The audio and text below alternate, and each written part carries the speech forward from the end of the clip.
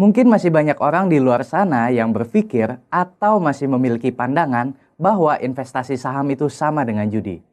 Atau ada yang beranggapan jangan pernah main saham, pasti jatuh atau rugi dan ujung-ujungnya pasti duit habis. Benarkah demikian?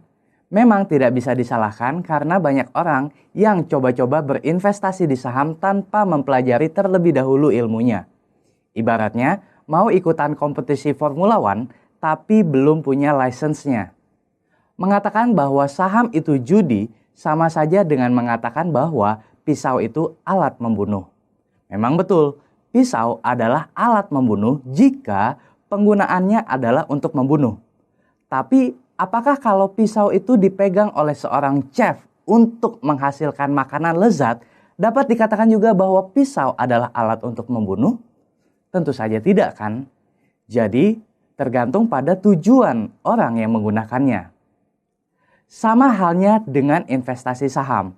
Apabila kamu menaruh sejumlah uang yang kamu punya di pasar saham dengan tujuan ingin cepat kaya, atau kamu membeli saham dengan berspekulasi dan tanpa didasari pemikiran yang matang, maka bisa jadi benar bahwa saham itu judi.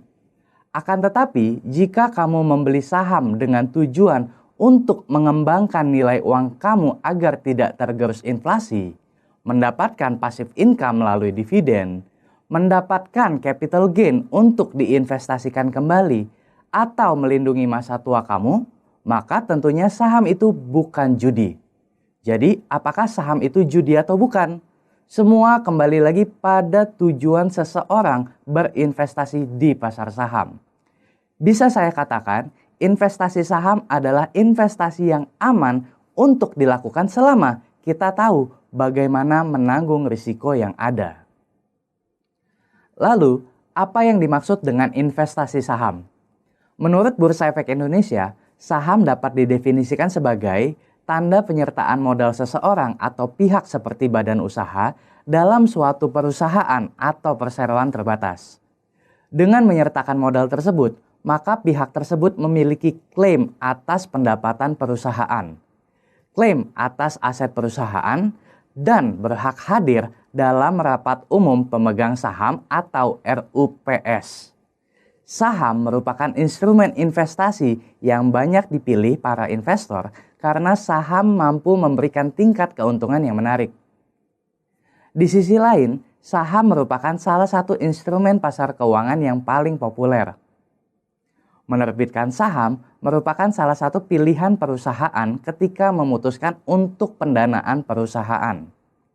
Untuk lebih mempermudah, saya coba berikan ilustrasi. Bayangkan kamu dan beberapa temanmu ingin membuka kedai makan dengan modal 100 juta rupiah. Dari modal 100 juta rupiah tadi, kamu menempatkan dana sebesar 30 juta rupiah. Dengan kepemilikan sebesar 30 juta rupiah, artinya kamu memiliki 30% kepemilikan saham di usaha kedai makan tadi. Sekarang, bayangkan hal yang sama namun untuk perusahaan terbuka dengan skala yang besar seperti PT Astra International, PT Unilever Indonesia, PT Bank Sentral Asia, dan sebagainya. Nilai kapitalisasi pasarnya tentu bukan hanya ratusan juta rupiah lagi, melainkan sudah triliunan rupiah. Mungkin tidak semua orang memiliki dana sebesar itu, tapi kamu tetap bisa menjadi bagian dari pemilik atas perusahaan-perusahaan besar itu dengan memiliki sahamnya.